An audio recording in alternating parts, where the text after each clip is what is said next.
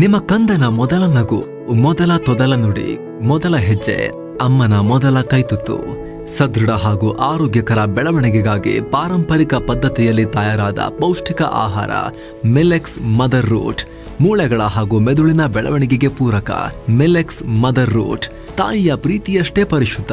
ಖರೀದಿಸಲು link description ಹಾಗೂ pin ಕಾಮೆಂಟ್ನಲ್ಲಿದೆ.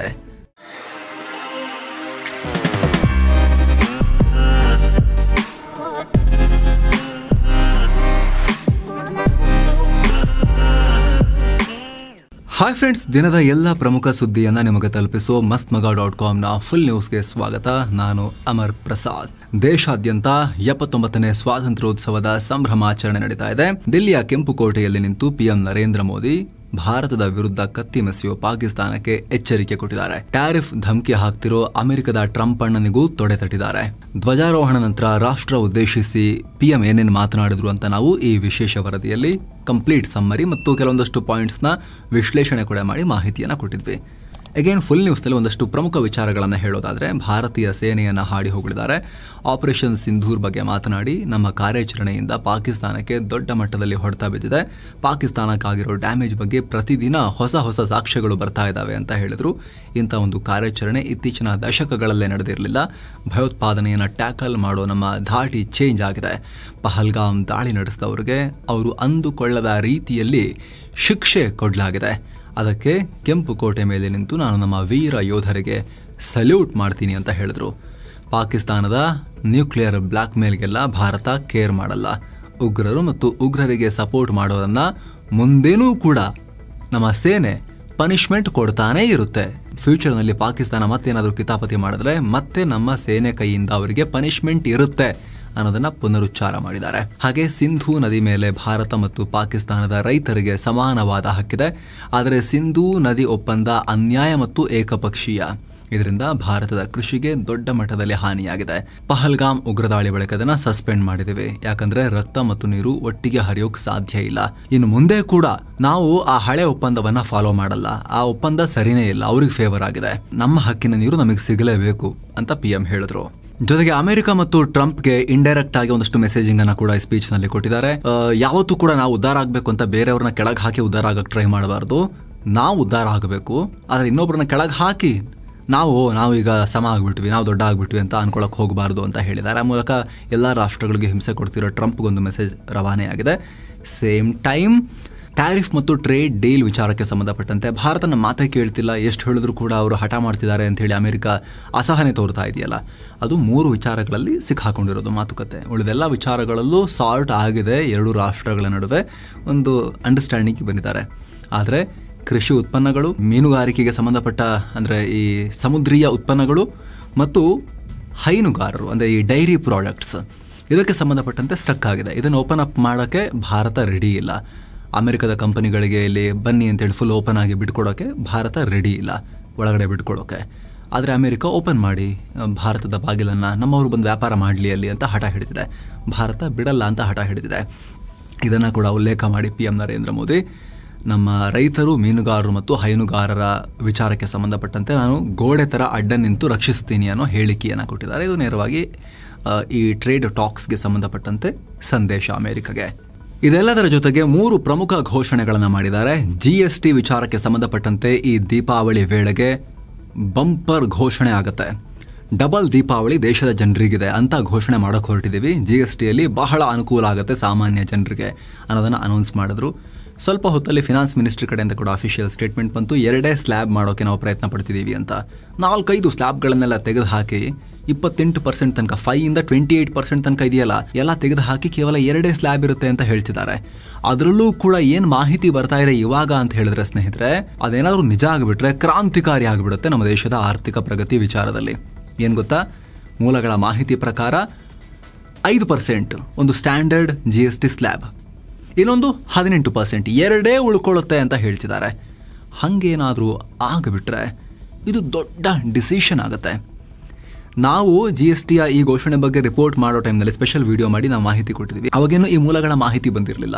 ಅದರಲ್ಲಿ ನಾವೇನು ವಿಶ್ಲೇಷಣೆ ಮಾಡಿದ್ವಿ ಅಂತ ಹೇಳಿದ್ರೆ, ಒಂದು 8ರಿಂದ 10% ರೇಂಜ್ನ 8, 9, 10 ಆ ರೇಂಜ್ನ ಯಾವ್ದಾದ್ರು ಒಂದು ಸ್ಲ್ಯಾಬ್ ಬೇಸ್ ಸ್ಟ್ಯಾಂಡರ್ಡ್, ಇನ್ನೊಂದು 18ರಿಂದ 20, 21 ಆ ರೇಂಜಿನ 2ನೇ ಸ್ಲ್ಯಾಬ್ ಅಷ್ಟೇ ಇರುತ್ತೆ. ಉಳಿದಿದ್ದೆಲ್ಲ ತೆಗಿಬಹುದು. ಆ ಸಾಧ್ಯತೆ ಬಗ್ಗೆ ಕ್ಯಾಲ್ಕುಲೇಷನ್ ಮಾಡ್ಬೋದು ಅಂತ ನಾವು ಒಂದು ವಿಶ್ಲೇಷಣೆಯನ್ನು ಕೊಟ್ಟಿದ್ವಿ. ಬಹಳ ದೊಡ್ಡ ಡಿಸಿಷನ್ ಆಗುತ್ತೆ ಒಂದು ವೇಳೆ 5 ಮತ್ತು 18ರ 2 ಸ್ಲ್ಯಾಬ್ ಅನ್ನ ಮಾತ್ರ ಉಳಿಸಿಕೊಂಡರೆ. ಆದ್ರೆ ಫಿನಾನ್ಸ್ ಮಿನಿಸ್ಟ್ರಿ ಹೇಳಿದ್ರೆ 2 ಸ್ಲ್ಯಾಬ್ ಮಾಡಕ್ ನಾವು ಹೊರಟಿದೀವಿ ಅಂತ. ಆದ್ರೆ ಆ ನಂಬರ್ ಎಷ್ಟು ಅನ್ನೋದು ಇನ್ನೂ ಕೂಡ ಸ್ಪಷ್ಟ ಇಲ್ಲ. ನೋಡ್ಬೇಕು ವಿಚಾರದಲ್ಲಿ ಫೈನಲ್ ನಂಬರ್ ಏನು ಹೊರಗೆ ಬರುತ್ತೆ ಅಂತ ಹೇಳಿ. ಜೊತೆಗೆ ಸ್ನೇಹಿತರಲ್ಲಿ ಇಂಟ್ರೆಸ್ಟಿಂಗ್ ವಿಚಾರ ಅಂದ್ರೆ ದೀಪಾವಳಿ ಟೈಮ್ನಲ್ಲಿ ಇದನ್ನ ಘೋಷಣೆ ಮಾಡಲಾಗುತ್ತೆ ಅಂತ ಹೇಳಿದ್ದಾರೆ. ದೀಪಾವಳಿ ಯಾವಾಗ? ಅಕ್ಟೋಬರ್ ಮಧ್ಯದ ನಂತರ ದೀಪಾವಳಿ ಇದೆ ಅಲ್ಲ, ಅಕ್ಟೋಬರ್ 20ರ ಆಸುಪಾಸಲ್ಲಿ ದೀಪಾವಳಿ ಇದೆ. ಬಿಹಾರ ಚುನಾವಣೆ ಯಾವಾಗ? ಅಕ್ಟೋಬರ್ ನವೆಂಬರ್ನಲ್ಲಿ ಬಿಹಾರ ವಿಧಾನಸಭಾ ಚುನಾವಣೆ ಕೂಡ ಇದೆ. ಇದೊಂದು ಪಾಯಿಂಟ್. ಸುಮ್ಮನೆ ಡಾಟ್ಸ್ನ ಕನೆಕ್ಟ್ ಮಾಡಿದ್ರೆ ಇನ್ನೊಂದು ಪಾಯಿಂಟ್ ಏನು ಗೊತ್ತಾ ನಿಮಗೆ? ಈ GSTಯ ರೇಟ್ಗಳನ್ನು ಬದಲಾವಣೆ ಮಾಡೋಕ್ಕೆ ಒಂದು ಕಮಿಟಿ ರಚನೆ ಮಾಡಿದ್ದಾರೆ. ಗ್ರೂಪ್ ಆಫ್ ಮಿನಿಸ್ಟರ್ಸ್, GOM ಅಂತ ಮಾಡಿದ್ದಾರೆ. ಎಲ್ಲ ರಾಜ್ಯಗಳ ಹಣಕಾಸು ಮಿನಿಸ್ಟರ್ಸ್ ಅದರಲ್ಲಿರ್ತಾರೆ. ಅದರ ಚೇರ್ಮನ್ ಯಾರು ಗೊತ್ತಾ? ಬಿಹಾರದ ಉಪಮುಖ್ಯಮಂತ್ರಿ BJPಯ ಸಾಮ್ರಾಟ್ ಚೌಧರಿ. ಅವರು ಈ GST ರೇಟ್ ಡಿಸೈಡ್ ಮಾಡೋ ಕಮಿಟಿಯ ಚೇರ್ಮನ್ ಇದ್ದಾರೆ. ಸೊ ಇಂಥ ಮಹತ್ವದ ಡಿಸಿಷನ್ನ ಫಲ ಚುನಾವಣೆಯಲ್ಲೂ ಕೂಡ ಸಿಗ್ಲಿ ಅನ್ನೋ ಲೆಕ್ಕಾಚಾರ ಇದೆಯಾ ಅನ್ನೋ ವಿಶ್ಲೇಷಣೆ ಕೂಡ ಇಲ್ಲಿ ಮಾಡ್ಬೋದು. ಯಾಕಂದ್ರೆ ಸ್ನೇಹಿತರೆ, ಬಿಹಾರಕ್ಕೆ ಸಂಬಂಧಪಟ್ಟಂತೆ ಜಾತಿ ಗಣತಿ ಅತಿ ದೊಡ್ಡ ಕಾರ್ಡ್ ಆಗಿತ್ತು. ಅಲ್ಲಿ ಮಹಾಗಠಬಂಧನ್ದು ಕಾಂಗ್ರೆಸ್, RJD ಎಡಪಕ್ಷಗಳೆಲ್ಲ ಒಂದು ಕೂಟ ಮಾಡ್ಕೊಂಡಿದಾರಲ್ಲ, ಅವ್ರದ್ದು ಅತಿ ದೊಡ್ಡ ಕಾರ್ಡ್ ಏನಾಗಿತ್ತು ಅಲ್ಲಿ ಜಾತಿ ಗಣತಿ. ಈಗ ಆಲ್ರೆಡಿ ಅದನ್ನ ಮಾಡ್ತೀವಿ ಅಂತ ಕೇಂದ್ರ ಸರ್ಕಾರವೇ ಅನೌನ್ಸ್ ಮಾಡಿ ಆ ಕಾರ್ಡ್ ಅನ್ನ ಕಿತ್ಕೊಂಡಿದೆ. ಅದನ್ನ ಡಿಕ್ಲೇರ್ ಮಾಡಿ ಆಗಿದೆ. ಆಪರೇಷನ್ ಸಿಂಧೂರ್ ನಡೀತಿರೋ ಟೈಮ್ ನಲ್ಲಿ ಅದನ್ನ ಅನೌನ್ಸ್ ಮಾಡಲಾಗಿತ್ತು. ಅದಾದ್ಮೇಲೆ 12,75,000 ತನಕ ಟ್ಯಾಕ್ಸ್ ಇಲ್ಲ ಅಂತ ಹೇಳಿದಾಗ GST ಕಮ್ಮಿ ಮಾಡ್ರಿ. 12,75,000 ಅಂದ್ರೆ ಮಧ್ಯಮ ವರ್ಗ, ಮೇಲ್ಮಧ್ಯಮ ವರ್ಗ ಆಯಿತು. 5 ಲಕ್ಷ ಅದಕ್ಕಿಂತ ಕೆಳಗಿದ್ದವ್ರಿಗೆ, 7 ಲಕ್ಷಕ್ಕಿಂತ ಕೆಳಗಿದ್ದವರಿಗೆ ಮುಂಚೆನೂ ಟ್ಯಾಕ್ಸ್ ಇರಲಿಲ್ಲ, ಇನ್ಕಮ್ ಟ್ಯಾಕ್ಸ್. ಅವ್ರಿಗೆ ಸ್ಪೆಷಲ್ ಆಗಿ ಏನೋ ಸಿಕ್ಕಿರಲ್ಲ, GST ಕಮ್ಮಿ ಮಾಡ್ರಿ ಅನ್ನೋ ಚರ್ಚೆ ನಡೀತಾ ಇತ್ತು ಆ ಟೈಮ್ನಲ್ಲಿ. ಅವಾಗ ಎಲ್ಲರಿಗೂ ಬೆನಿಫಿಟ್ ಸಿಗುತ್ತೆ ಅಂತ.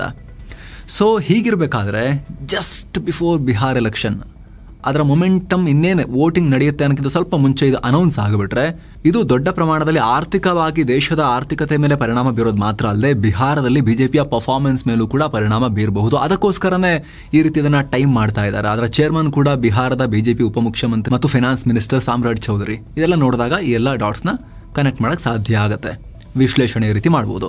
ಏನೋ ಸ್ನೇಹಿತರೆ, PM ನರೇಂದ್ರ ಮೋದಿ ಅವರ ಈ ಭಾಷಣಕ್ಕೂ ಮುನ್ನ ಮೋದಿ ರಾಜ್ ಘಾಟ್ನಲ್ಲಿರೋ ಮಹಾತ್ಮ ಗಾಂಧಿ ಸ್ಮಾರಕಕ್ಕೆ ಪುಷ್ಪ ನಮನ ಸಲ್ಲಿಸಿದ್ರು. ಏನೋ ಕೆಂಪುಕೋಟೆಯ ಈ ಧ್ವಜಾರೋಹಣ ಕಾರ್ಯಕ್ರಮಕ್ಕೆ ಸಾಮಾನ್ಯವಾಗಿ ಪ್ರತಿಪಕ್ಷಗಳಿಗೂ ಆಹ್ವಾನ ಕೊಡಲಾಗಿರುತ್ತೆ. ಇದು ರಾಷ್ಟ್ರದ ಕಾರ್ಯಕ್ರಮ ಅಲ್ವಾ, ಹಾಗಾಗಿ. ಆದರೆ ಕಾಂಗ್ರೆಸ್ ಅಧ್ಯಕ್ಷ ಮಲ್ಲಿಕಾರ್ಜುನ ಖರ್ಗೆ ಅವರು, ವಿಪಕ್ಷ ನಾಯಕ ರಾಹುಲ್ ಗಾಂಧಿ ಗೈರು ಹಾಜರಾಗಿದ್ರು. ಅವ್ರದೊಂದು ಪಕ್ಷದ ಕಡೆಯಿಂದ ಸಪರೇಟ್ ಧ್ವಜಾರೋಹಣ ಮಾಡಿದ್ದಾರೆ. ಇದಕ್ಕೆ ಬಿಜೆಪಿ ಟೀಕೆ ಮಾಡಿದೆ. ಇದು ಸೇನೆಗೆ ಮತ್ತು ಸಂವಿಧಾನಕ್ಕೆ ಅಪಮಾನ ಅಂತ ಹೇಳಿದೆ. ಇದು ಆಪರೇಷನ್ ಸಿಂಧೂರನ್ನ ಸೆಲೆಬ್ರೇಟ್ ಮಾಡೋ, ಯಶಸ್ಸನ್ನು ಸೆಲೆಬ್ರೇಟ್ ಮಾಡೋ ಇಂಡಿಪೆಂಡೆನ್ಸ್ ಡೇ ಆಗಿತ್ತು. ಇವರು ಬರಲೇ ಇಲ್ಲ, ಗೈರು ಹಾಜರಾಗಿದ್ದಾರೆ ಆಹ್ವಾನ ಕೊಟ್ಟರು ಅಂತ.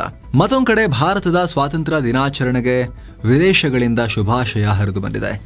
ರಷ್ಯಾ ಅಧ್ಯಕ್ಷ ವ್ಲಾದಿಮಿರ್ ಪುಟಿನ್, ಇಸ್ರೇಲ್ ಪ್ರಧಾನಿ ಬೆಂಜಮಿನ್ ನೆತನ್ಯಾಹು, ಮಾಲ್ಡೀವ್ಸ್ ಅಧ್ಯಕ್ಷ ಮೊಹಮ್ಮದ್ ಮೊಯಿಜು ಸೇರಿದ ಹಾಗೆ ಅನೇಕರು ಶುಭಾಶಯ ಕೋರಿದ್ದಾರೆ. ಏನೋ ನಕ್ಸಲ್ ಪೀಡಿತ ಛತ್ತೀಸ್ಗಢದ ಬಸ್ತರ್ ಪ್ರದೇಶದ 29 ಗ್ರಾಮಗಳಲ್ಲಿ ಸ್ವಾತಂತ್ರ್ಯ ನಂತರ ಇದೇ ಮೊದಲ ಬಾರಿಗೆ ಧ್ವಜಾರೋಹಣ ಆಗಿದೆ. ಭದ್ರತಾ ಪಡೆಗಳು, ಗ್ರಾಮಸ್ಥರು ಸೇರಿ ಧ್ವಜಾರೋಹಣ ಕಾರ್ಯಕ್ರಮ ನೆರವೇರಿಸಿದ್ದಾರೆ. ಭದ್ರತೆಗಾಗಿ ಎಲ್ಲ ಗ್ರಾಮಗಳಲ್ಲಿ ಪೊಲೀಸ್ ಕ್ಯಾಂಪ್ ರಚಿಸಲಾಗಿತ್ತು. ಏನೋ ರಾಜ್ಯಾದ್ಯಂತ ಕೂಡ ಸ್ವಾತಂತ್ರ್ಯ ದಿನದ ಸಂಭ್ರಮಾಚರಣೆ ನಡೆದಿದೆ. ಸಿಎಂ ಸಿದ್ದರಾಮಯ್ಯ ಬೆಂಗಳೂರಿನ ಮಾಣಿಕ್ ಷಾ ಪರೇಡ್ ಮೈದಾನದಲ್ಲಿ ಧ್ವಜಾರೋಹಣ ಮಾಡಿದ್ದಾರೆ. ಏನೋ ಕರ್ನಾಟಕದ ರಾಜಧಾನಿ ಬೆಂಗಳೂರಲ್ಲಿ ಬೆಳ್ಳಂಬೆಳಗ್ಗೆ ಬೆಚ್ಚಿ ಬೀಳಿಸೋ ಸ್ಫೋಟ ಉಂಟಾಗಿದೆ. ವಿಲ್ಸನ್ ಗಾರ್ಡನ್ನ ಚೆನ್ನೇನಹಳ್ಳಿಯಲ್ಲಿ ಈ ಘಟನೆ ಆಗಿದೆ. ಓರ್ವ ಬಾಲಕ ಪ್ರಾಣ ಕಳ್ಕೊಂಡಿದ್ದಾನೆ. ಈತನನ್ನ 8 ವರ್ಷದ ಮುಬಾರಕ್ ಅಂತ ಗುರುತಿಸಲಾಗಿದೆ. ಪುಡಿ ಪುಡಿಯಾಗಿ ಹೋಗಿದೆ ಮನೆಯೆಲ್ಲ. 5-6 ಜನ ಗಂಭೀರವಾಗಿ ಗಾಯಗೊಂಡಿದ್ದಾರೆ. 10ಕ್ಕೂ ಅಧಿಕ ಮನೆಗಳಿಗೆ ಹಾನಿಯಾಗಿದೆ. ಈ ಘಟನಾ ಸ್ಥಳಕ್ಕೆ ಸಿಎಂ ಸಿದ್ದರಾಮಯ್ಯ ಭೇಟಿ ನೀಡಿ ಪರಿಶೀಲಿಸಿದ್ದಾರೆ. ಮೇಲ್ನೋಟಕ್ಕೆ ಸಿಲಿಂಡರ್ ಸ್ಫೋಟ ಇರಬಹುದು ಅಂತ ಹೇಳ್ತಿದ್ದಾರೆ. ತನಿಖೆ ನಂತರ ಸತ್ಯಾಂಶ ಗೊತ್ತಾಗುತ್ತೆ. ಸಿಎಂ ಮೃತ ಬಾಲಕನ ಕುಟುಂಬಕ್ಕೆ 5 ಲಕ್ಷ ರೂಪಾಯಿ ಪರಿಹಾರ ಘೋಷಿಸಿದ್ದಾರೆ. ಗಾಯಾಳುಗಳ ಚಿಕಿತ್ಸಾ ವೆಚ್ಚವನ್ನು ಸರ್ಕಾರವೇ ಭರಿಸುತ್ತೆ ಅಂತ ಹೇಳಿದ್ದಾರೆ. ಹಾಗೂ ಹಾನಿಗೀಡಾಗಿರೋ ಮನೆಗಳನ್ನು ಕೂಡ ಸರ್ಕಾರ ದುರಸ್ತಿ ಮಾಡಿಕೊಡುತ್ತೆ ಅಂತ ಹೇಳಿದ್ದಾರೆ. ಈ ಘಟನೆ ಬಗ್ಗೆ ಬೆಂಗಳೂರು ಪೊಲೀಸ್ ಕಮಿಷನರ್ ಸಿಮಂತ್ ಕುಮಾರ್ ಸಿಂಗ್ ಮಾಹಿತಿ ಕೊಟ್ಟಿದ್ದು, ಸ್ಫೋಟ ಯಾವುದರಿಂದ ಆಗಿದೆ ಅಂತ ಈ ಕ್ಷಣಕ್ಕೆ ಹೇಳೋಕೆ ಸಾಧ್ಯ ಇಲ್ಲ ಅಂತ ಹೇಳಿದ್ದಾರೆ. ಇದು ಬಹಳ ಸ್ವಲ್ಪ ಅನುಮಾನಕ್ಕೆ ಕಾರಣ ಆಗ್ತಿರುವಂಥ ವಿಚಾರ. ಮೇಲ್ನೋಟಕ್ಕೆ ಸಿಲಿಂಡರ್ ಸ್ಫೋಟ ಅಂತ ಹೇಳಿ ಸ್ಥಳದಿಂದ ಹೇಳ್ತಾ ಇದ್ರು ಕೂಡ ಅದರ ತೀವ್ರತೆ ನೋಡಿ ಪೊಲೀಸರಿಗೇನೆ ಗಾಬರಿಯಾಗಿದೆ. ಅವ್ರು ಹೇಳ್ತಿದ್ದಾರೆ ಇವಾಗಲೇ ಹೇಳಕ್ ಬರಲ್ಲ ಅಂತ. ಯಾಕೆ ಹೇಳಕ್ ಬರಲ್ಲ? ಸಿಲಿಂಡರ್ ಸ್ಫೋಟ ಆಗಿದ್ರೆ ಗೊತ್ತಾಗುತ್ತಲ್ಲ, ಸಿಲಿಂಡರ್ ಇತ್ತು ಇಲ್ಲ ಒಡೆದು ಹೋಗಿದೆ ಅಂತ ಅಲ್ಲಿ ಕಾಣುತ್ತಲ್ಲ, ಅವಶೇಷ ಬಿದ್ದಿರುತ್ತೆ, ಸಿಲಿಂಡರ್ ಇರೋದಿಲ್ಲ ಒಡೆದು ಹೋಗಿರುತ್ತೆ, ಕಾಣುತ್ತಲ್ವಾ, ಸ್ಪಷ್ಟ. ಬಟ್ ಪೊಲೀಸರೇ ಅದು ಹೇಳಕ್ ಬರ್ತಾ ಇಲ್ಲ, ತನಿಖೆ ಮಾಡಬೇಕು ಅಂತ ಹೇಳಿದ್ರೆ ಅನುಮಾನ ಇದೆಯಾ ಇನ್ನೂ ಕೂಡ ಹಾಗಾದ್ರೆ ಪೊಲೀಸರಿಗೆ ಇಲ್ಲಿ ಏನಕ್ಕೆ ಸ್ಫೋಟ ಆಗಿದೆ ಅನ್ನೋದು ಅನ್ನೋ ಪ್ರಶ್ನೆ ಇಲ್ಲಿ ಮೂಡುತ್ತೆ. ನೋಡಿ, ಇಲ್ಲಿ ಶ್ವಾನ ದಳ ತಗೊಂಡು ಹೋಗಿದ್ದಾರೆ, ಸ್ಫೋಟಕ ನಿಷ್ಕ್ರಿಯ ದಳಗಳನ್ನ ಕೂಡ ತಗೊಂಡು ಹೋಗಿದ್ದಾರೆ, ತಗೊಂಡು ಹೋಗಿ ಅಲ್ಲೆಲ್ಲ ಚೆಕ್ ಮಾಡಿದ್ದಾರೆ. ಸೊ ಇಲ್ಲಿ ಸಿದ್ದರಾಮಯ್ಯ ಅವರು ಮನೆಗಳನ್ನು ನಾವೇ ಕಟ್ಕೊಡ್ತೀವಿ ಸೇರಿದ ಹಾಗೆ ಇತರ ಪರಿಹಾರ ಕ್ರಮಗಳನ್ನ ಅನೌನ್ಸ್ ಮಾಡಿದ್ರಲ್ಲ, ಸ್ಥಳಕ್ಕೆ ಹೋಗಿ ಅರ್ಜೆಂಟ್ ಮಾಡಿದ್ರ ಅನ್ನೋ ಪ್ರಶ್ನೆ ಕೂಡ ಮೂಡ್ತಾ ಇದೆ. ಪೊಲೀಸರು ತೋರಿಸ್ತಿರೋ ಈ ಮೀನಾಮೇಷ ನೋಡ್ತಾ ಇದ್ರೆ ಅವರು ಇನ್ನೂ ಕೂಡ ಕನ್ಫ್ಯೂಷನ್ ಅಲ್ಲಿರೋದು, ಬಾಂಬ್ ನಿಷ್ಕ್ರಿಯ ದಳ ತಗೊಂಡು ಹೋಗಿ ಎಲ್ಲ ಚೆಕ್ ಮಾಡ್ತಿರೋದು, ಇನ್ನೂ ಕೂಡ ಸಿಲಿಂಡರ್ ಹೌದಾ ಅಲ್ವಾ ಅಂತ ಹೇಳಿ ಅವ್ರಿಗೆ ಕ್ಲಾರಿಟಿ ಪೊಲೀಸರಿಗೆ ಇನ್ನೂ ಇಲ್ಲದೆ ಇರೋದು ನೋಡ್ತಾ ಇದ್ರೆ ಬಹಳ ವಿಚಿತ್ರ ಸನ್ನಿವೇಶ ಇಲ್ಲಿದೆ. ಇನ್ನು ನೇತ್ರಾವತಿ ಫೈಲ್ಸ್ನಲ್ಲಿ ಹೊಸ ಬೆಳವಣಿಗೆ. ಈಗ ಮತ್ತೊಬ್ಬರು SITಗೆ ನಾನು ದೂರು ಕೊಡ್ತೀನಿ ಅಂತ ಮುಂದೆ ಬಂದಿದ್ದಾರೆ. 2012ರಲ್ಲಿ ನನ್ನ ತಂಗಿ ಹೇಮಾವತಿ ತನ್ನ ಗೆಳತಿಯೊಂದಿಗೆ ಧಾರ್ಮಿಕ ಸ್ಥಳಕ್ಕೆ ಹೋಗಿ ಬಳಿಕ ಕಾಣೆಯಾಗಿದ್ದಾರೆ ಅಂತ ಬಂಟ್ವಾಳ ತಾಲೂಕಿನ ಕಾವಲಮಡೂರು ಮೂಲದ ನಿತೀಶ್ ಅನ್ನೋರು ದೂರು ಕೊಟ್ಟಿದ್ದಾರೆ. ಈ ಕುರಿತು ಜೊತೆಗೆ ಹೋದವರನ್ನ ವಿಚಾರಿಸಿದ್ರೆ ಅವರು ಮಾಹಿತಿ ಕೊಡ್ತಿಲ್ಲ. ಪ್ರಕರಣದ ಬಗ್ಗೆ ಪೊಲೀಸ್ ಸ್ಟೇಷನ್ಗೆ ದೂರು ಕೊಡಲಾಗಿದೆ, ಆದರೆ ತನಿಖೆಯಲ್ಲಿ ಯಾವುದೇ ಪ್ರಗತಿ ಆಗಿಲ್ಲ, ಹೀಗಾಗಿ ದೂರು ಕೊಡ್ತಾ ಇದ್ದೀನಿ ಅಂತ ಹೇಳಿದ್ದಾರೆ. ಇನ್ನು ನೂರಾರು ಶವವನ್ನ ಇಲ್ಲಿ ಹೂತಿದ್ದೇನೆ ಅಂತ ತೋರಿಸ್ತಾ ಇರೋ ಅನಾಮಿಕ ದೂರುದಾರರನ್ನ ತಾನು ಈ ಹಿಂದೆ ಸ್ವಚ್ಛತಾ ಕೆಲಸ ಮಾಡಿದ್ದೀನಿ ಅಂತ ಹೇಳಿದ್ದ ಸ್ಥಳಕ್ಕೆ ಕರ್ಕೊಂಡು ಹೋಗಲಾಗಿದೆ. SIT ತನಿಖಾಧಿಕಾರಿ ಜಿತೇಂದ್ರ ದಯಾಮ ನೇತೃತ್ವದಲ್ಲಿ ಸ್ಥಳ ಮಹಜರು ನಡೆಸಲಾಗಿದೆ. ಏನೋ ಈ ಕೇಸ್ ಬಗ್ಗೆ ಆರೋಗ್ಯ ಮಂತ್ರಿ ದಿನೇಶ್ ಗುಂಡೂರಾವ್ ಪ್ರತಿಕ್ರಿಯೆ ಕೊಟ್ಟಿದ್ದಾರೆ. SIT ತನಿಖೆ ಮುಂದುವರೆದಿದೆ. ಆಗಸ್ಟ್ 18 ಅಂದರೆ ಸೋಮವಾರ ಗೃಹ ಮಂತ್ರಿ ಪರಮೇಶ್ವರ್ ತನಿಖೆಗೆ ಸಂಬಂಧಪಟ್ಟಂತೆ ಸದನದಲ್ಲಿ ಉತ್ತರ ಕೊಡಲಿದ್ದಾರೆ. ಜೊತೆಗೆ ಸಿಎಂ ಸಿದ್ದರಾಮಯ್ಯ ಕೂಡ ಕೇಸ್ ಬಗ್ಗೆ ಮಾತನಾಡಬಹುದು ಅಂತ ಸಚಿವರು ಹೇಳಿದ್ದಾರೆ. ಇದು ಇಂಪಾರ್ಟೆಂಟ್. ಸರ್ಕಾರ ಇದುವರೆಗೂ ತನಿಖೆಯಲ್ಲಿ ಏನೆಲ್ಲ ಬಂದಿದೆ ವಿಚಾರ ಅದನ್ನ ಸೆಷನ್ ನಲ್ಲಿ ಹೇಳುತ್ತೆ ಆ ದಿನ. ಹಾಗಾಗಿ ಬಹಳ ಕುತೂಹಲಕಾರಿ ದಿನ ಅದು. ಇನ್ನೊಂದ್ ಕಡೆ ಕ್ಷೇತ್ರದ ಬಗ್ಗೆ ಅಪಪ್ರಚಾರ ಮಾಡಲಾಗ್ತಿದೆ ಅಂತ ಹೇಳಿ ಬಿಜೆಪಿ ಶಾಸಕ SR ವಿಶ್ವನಾಥ್ ನೇತೃತ್ವದಲ್ಲಿ ಬಿಜೆಪಿ ಕಾರ್ಯಕರ್ತರು ಸುಮಾರು 500 ವಾಹನಗಳಲ್ಲಿ ಆಗಸ್ಟ್ 16ಕ್ಕೆ ಈ ಧಾರ್ಮಿಕ ಕ್ಷೇತ್ರಕ್ಕೆ ಯಾತ್ರೆ ಹೊರಡೋಕೆ ರೆಡಿಯಾಗಿದ್ದಾರೆ. ಇತ್ತ ಬಿಜೆಪಿ ರಾಜ್ಯಾಧ್ಯಕ್ಷ ವಿಜಯೇಂದ್ರ ನೇತೃತ್ವದ ಶಾಸಕರ ನಿಯೋಗ ಕೂಡ ಆಗಸ್ಟ್ 17ಕ್ಕೆ ಅಲ್ಲಿಗೆ ಹೋಗುತ್ತೆ. ಈ ನಡುವೆ DCM DK ಶಿವಕುಮಾರ್ ಪುನಃ ನೇತ್ರಾವತಿ ಕೇಸ್ ಬಗ್ಗೆ ಮಾತನಾಡಿದ್ದಾರೆ. ಕ್ಷೇತ್ರದ ಹೆಸರನ್ನ ಹಾಳು ಮಾಡೋಕೆ ನಡೆದ ಷಡ್ಯಂತ್ರ ತನಿಖೆಯಲ್ಲಿ ಬೆಳಕಿಗೆ ಬರುತ್ತೆ ಅನ್ನೋ ನಂಬಿಕೆ ನನಗಿದೆ. ಮೃತದೇಹಗಳನ್ನ ಹೂತು ಹಾಕಿರೋ ಆರೋಪಗಳು ಸುಳ್ಳು ಅಂತಾದ್ರೆ ಇವರ ಮೇಲೆ ಕಠಿಣ ಕ್ರಮ ತಗೊಳ್ಳುತ್ತೀವಿ. ನೇತ್ರಾವತಿ ಪ್ರಕರಣದಲ್ಲಿ ಸುಳ್ಳು ಹೇಳಿ ಅಪಪ್ರಚಾರ ಮಾಡಿರುವವರ ವಿರುದ್ಧ ಕ್ರಮಕ್ಕೆ ಸರ್ಕಾರ ಯೋಚನೆ ಮಾಡ್ತಾ ಇದೆ ಅನ್ನೋ ಅತಿ ಮುಖ್ಯವಾದ ಹೇಳಿಕೆಯನ್ನ ಕೊಟ್ಟಿದೆ. ಅತ್ತ ಹೋಮ್ ಮಿನಿಸ್ಟರ್ ಜಿ ಪರಮೇಶ್ವರ್ ಕೂಡ ಹೀಗೆ ಹೇಳಿದ್ದಾರೆ. ಕ್ಷೇತ್ರದ ಬಗ್ಗೆ ನಮಗೂ ಗೌರವ ಇದೆ, ಆದ್ರೆ ಆಪಾದನೆ ಬಂದಾಗ ತನಿಖೆಯಾಗಬೇಕು, ಸತ್ಯ ಹೊರಬರಬೇಕು. ಇಷ್ಟು ಗಂಭೀರ ಆರೋಪಗಳನ್ನ ಮಾಡಿ ಸುಳ್ಳು ಅಂತ ಸಾಬೀತಾದ್ರೆ ಆರೋಪ ಮಾಡದವರನ್ನ ಶಿಕ್ಷೆಗೆ ಗುರಿಪಡಿಸುವ ಅಧಿಕಾರ ಇದೆ ಅನ್ನೋ ಹೇಳಿಕೆ ಕೊಟ್ಟಿದ್ದಾರೆ ರಾಜ್ಯದ ಗೃಹ ಮಂತ್ರಿ. ಇನ್ನು SIT ತಂಡ ಇವತ್ತು ತನ್ನ ತನಿಖೆಗೆ ತಾತ್ಕಾಲಿಕ ಬ್ರೇಕ್ ಕೊಟ್ಟಿದೆ. ಸ್ವಾತಂತ್ರ್ಯ ದಿನಾಚರಣೆ ಅಲ್ವಾ, ಹಾಗ ಕೊಟ್ಟಿರಬಹುದು. ಮತ್ತೊಂದು ಕಡೆ ಕೊಪ್ಪಳ ಜಿಲ್ಲೆ ಮುನಿರಾಬಾದ್ ಬಳಿ ಇರೋ ತುಂಗಭದ್ರಾ ಡ್ಯಾಂ ವಿಚಾರವಾಗಿ ಸಚಿವ ಶಿವರಾಜ್ ತಂಗಡಗಿ ಶಾಕಿಂಗ್ ಹೇಳಿಕೆ ಕೊಟ್ಟಿದ್ದಾರೆ. ಡ್ಯಾಂನ 7 ಗೇಟ್ಗಳು ಬೆಂಡ್ ಆಗಿವೆ ಅಂತ ಹೇಳಿದ್ದಾರೆ. ಜಲಾಶಯದ ಗೇಟ್ ನಂಬರ್ 4, 11, 18, 20, 24 ಮತ್ತು 27 ಹಾಗೂ 28ನೇ ಗೇಟ್ ಸೇರಿದಂತೆ ಒಟ್ಟು 7 ಗೇಟ್ ಬೆಂಡ್ ಆಗಿವೆ ಅಂತ ಹೇಳಿದ್ದಾರೆ. ಇದರಲ್ಲಿ 6 ಗೇಟ್ಗಳನ್ನ ಮೇಲೆತ್ತೋಕೆ ಮತ್ತು ಕೆಳಗಿಳಿಸೋಕು ಆಗ್ತಾ ಇಲ್ಲ. ಗೇಟ್ ನಂಬರ್ 4 ಮಾತ್ರ 2 ಅಡಿ ಮೇಲಕ್ಕೆ ಬರ್ತಾ ಇದೆ. ಈ ಕುರಿತು ಡ್ಯಾಮ್ ಸೇಫ್ಟಿ ರಿವ್ಯೂ ಕಮಿಟಿ ವರದಿ ಕೊಟ್ಟಿದೆ ಅಂತ ಹೇಳಿದ್ದಾರೆ. ಏನೋ ಕಳೆದ ಆಗಸ್ಟ್ 10ನೇ ತಾರೀಕು ಡ್ಯಾಂನ 19ನೇ ಗೇಟ್ ಕಿತ್ಕೊಂಡು ಹೋದಾಗ ಅಪಾರ ಪ್ರಮಾಣದ ನೀರು ಪೋಲಾಗಿತ್ತು. ಇದೀಗ 7 ಗೇಟ್ಗಳು ಬೆಂಡ್ ಆಗಿದ್ದು ಯಾವಾಗ ಏನಾಗುತ್ತೋ ಅನ್ನೋ ಆತಂಕ ಕಾಡ್ತಾ ಇದೆ. ಈ ಬಾರಿ ಮಲೆನಾಡು ಭಾಗದಲ್ಲಿ ಒಳ್ಳೆ ಮಳೆಯಾದ ಕಾರಣ ಹೆಚ್ಚಿನ ಪ್ರಮಾಣದ ನೀರು ಜಲಾಶಯಕ್ಕೆ ಬಂದಿದೆ. ನೀರಿನ ಒತ್ತಡದಿಂದ ಈ 7 ಗೇಟ್ಗಳಿಗೆ ಹಾನಿಯಾಗೋ ಸಾಧ್ಯತೆ ಇದೆ ಅಂತ ತಂಗಡಗಿ ಹೇಳಿದ್ದಾರೆ. ಈ ಆಘಾತಕಾರಿ ವಿಚಾರದಿಂದ ಆ ಭಾಗದ ರೈತರು ಈಗ ಆತಂಕಕ್ಕೆ ಒಳಗಾಗಿದ್ದಾರೆ. ಅಕ್ರಮ ಅದಿರು ಸಾಗಾಟ ಕೇಸ್ನಲ್ಲಿ ಕಾರವಾರ ಕಾಂಗ್ರೆಸ್ ಶಾಸಕ ಸತೀಶ್ ಸೈಲ್ ಮನೆ ಮೇಲೆ ಇಡಿ ಜಾರಿ ನಿರ್ದೇಶನಾಲಯ ಕಳೆದ 2 ದಿನಗಳಿಂದ ದಾಳಿ ನಡೆಸಿದೆ. ಈಗ ದಾಳಿಯಲ್ಲಿ ವಶಪಡಿಸಿಕೊಂಡಿರೋ ಆಸ್ತಿ ಬಗ್ಗೆ ಇಡಿ ಮಾಹಿತಿ ಕೊಟ್ಟಿದೆ. 1.68 ಕೋಟಿ ರೂಪಾಯಿ ಕ್ಯಾಶ್, 6.75 kg ಚಿನ್ನ ನಾವು ಸೀಸ್ ಮಾಡಿದ್ದೀವಿ ಅಂತ. ಹಾಗೆ ಚರಾಸ್ತಿ ಸ್ಥಿರಾಸ್ತಿ ಸೇರಿದ ಹಾಗೆ 14.13 ಕೋಟಿ ರೂಪಾಯಿ ಮೌಲ್ಯದ ಆಸ್ತಿ ಜಪ್ತಿ ಮಾಡಿದ್ದಾರೆ. ಕೆಲ ಮಹತ್ವದ ದಾಖಲೆ ಕೂಡ ವಶಕ್ಕೆ ಪಡೆಯಲಾಗಿದೆ. ಅಂದಹಾಗೆ ಮಲ್ಲಿಕಾರ್ಜುನ ಶಿಪ್ಪಿಂಗ್ ಕಂಪನಿ ಮೂಲಕ ಅಕ್ರಮ ಅದಿರು ಸಾಗಾಟ ಮಾಡಿದ್ದ ಕೇಸ್ನಲ್ಲಿ ನಿವೃತ್ತ ಲೋಕಾಯುಕ್ತ ನ್ಯಾಯಮೂರ್ತಿ ಸಂತೋಷ್ ಹೆಗ್ಡೆ ಅವರ ತಂಡ ಸೈಲ್ ವಿರುದ್ಧ ದೂರು ದಾಖಲಿಸಿತ್ತು. ಬೇಲೆಕೇರಿ ಬಂದರಿನಿಂದ ಅದಿರನ್ನ ಅಕ್ರಮವಾಗಿ ವಿದೇಶಕ್ಕೆ ಸಾಗಾಟ ಮಾಡಿದ ಕೇಸ್ನಲ್ಲಿ ಸತೀಶ್ ಸೈಲ್ ದೋಷಿ ಅಂತ ಕಳೆದ ಅಕ್ಟೋಬರ್ನಲ್ಲಿ ಬೆಂಗಳೂರಿನ ಜನಪ್ರತಿನಿಧಿಗಳ ವಿಶೇಷ ಕೋರ್ಟ್ ತೀರ್ಪು ಕೊಟ್ಟಿತ್ತು. ನಂತರ 6 ಕೇಸ್ಗಳಲ್ಲಿ 7 ವರ್ಷ ಜೈಲು ಶಿಕ್ಷೆ ಹಾಗೂ 44 ಕೋಟಿ ರೂಪಾಯಿಗೂ ಅಧಿಕ ದಂಡ ವಿಧಿಸಲಾಗಿತ್ತು. ಈ ತೀರ್ಪನ್ನ ಪ್ರಶ್ನಿಸಿ ಸೈಲ್ ಹೈಕೋರ್ಟ್ನಲ್ಲಿ ಮೇಲ್ಮನವಿ ಸಲ್ಲಿಸಿದ್ರು. ಹೈಕೋರ್ಟ್ನ ಜಸ್ಟಿಸ್ ನಾಗಪ್ರಸನ್ನರ ಪೀಠ ಸೈಲ್ರ ಶಿಕ್ಷೆ ಆದೇಶವನ್ನ ಸಸ್ಪೆಂಡ್ ಮಾಡಿಡೋಕೆ ಸೂಚಿಸಿತ್ತು. ದಂಡದ ಮೊತ್ತದ 25% ಠೇವಣಿ ಇಡುವಂತೆ ಸೂಚನೆ ಕೊಟ್ಟಿತ್ತು. ಜಾಮೀನು ಕೊಟ್ಟಿದ್ದ ಆಮೇಲೆ ಈಗ ಇದೇ ಕೇಸ್ನಲ್ಲಿ ಇಡಿ ಕೂಡ ಎಂಟ್ರಿ ಕೊಟ್ಟಿದೆ. ಕರ್ನಾಟಕದ ಮುಜರಾಯಿ ದೇವಸ್ಥಾನಗಳಲ್ಲಿ ಆಗಸ್ಟ್ 15 ಅಂದ್ರೆ ಇಂದಿನಿಂದ ಪ್ಲಾಸ್ಟಿಕ್ ಬಳಕೆ ನಿಷೇಧಿಸಲಾಗಿದೆ. ದೇವಸ್ಥಾನದ ಒಳಗೆ ಪ್ಲಾಸ್ಟಿಕ್ ಯೂಸ್ ಮಾಡುವಂತಿಲ್ಲ ಅಂತ ಮುಜರಾಯಿ ಮಂತ್ರಿ ರಾಮಲಿಂಗಾರೆಡ್ಡಿ ಅನೌನ್ಸ್ ಮಾಡಿದ್ದಾರೆ. ಕರ್ನಾಟಕದಲ್ಲಿ ಮಳೆ ಮುಂದುವರೆದಿದೆ. ಕಳೆದ 24 ಗಂಟೆಯಲ್ಲಿ ಉತ್ತರ ಕನ್ನಡ ಜಿಲ್ಲೆ ಅಂಕೋಲಾ ತಾಲೂಕಿನ ವಂಡಿಗೆ ಅನ್ನೋ ಕಡೆ ಅತಿ ಹೆಚ್ಚು 164 ಮಿಲಿಮೀಟರ್ ಮಳೆಯಾಗಿದೆ. ಭಾರಿ ಮಳೆಯಿಂದ ದಾವಣಗೆರೆಯಲ್ಲಿ ಮನೆಯ ಮೇಲ್ಚಾವಣಿ ಕುಸಿದಿದೆ. ಪರಿಣಾಮ 2 ವೃದ್ಧ ದಂಪತಿ ಗಂಭೀರ ಗಾಯಗೊಂಡಿದ್ದಾರೆ. ಮುಂದಿನ 24 ಗಂಟೆ ಕರ್ನಾಟಕದ ಬೀದರ್, ಬೆಳಗಾವಿ, ಉತ್ತರ ಕನ್ನಡ, ಉಡುಪಿ ಮತ್ತು ದಕ್ಷಿಣ ಕನ್ನಡ ಜಿಲ್ಲೆಗಳಲ್ಲಿ ಭಾರೀ ಮಳೆಯಾಗಲಿದೆ. ಇತ್ತ ಬೆಂಗಳೂರು ಸೇರಿದ ಹಾಗೆ ಕರ್ನಾಟಕದ ಇನ್ನುಳಿದ ಜಿಲ್ಲೆಗಳಲ್ಲಿ ಮೋಡ ಕವಿದಂತೆ ಸಾಧಾರಣ ಮಳೆಯಾಗೋ ಸಾಧ್ಯತೆ ಇದೆ ಅಂತ ಹವಾಮಾನ ಇಲಾಖೆ ಮುನ್ಸೂಚನೆ ಕೊಟ್ಟಿದೆ.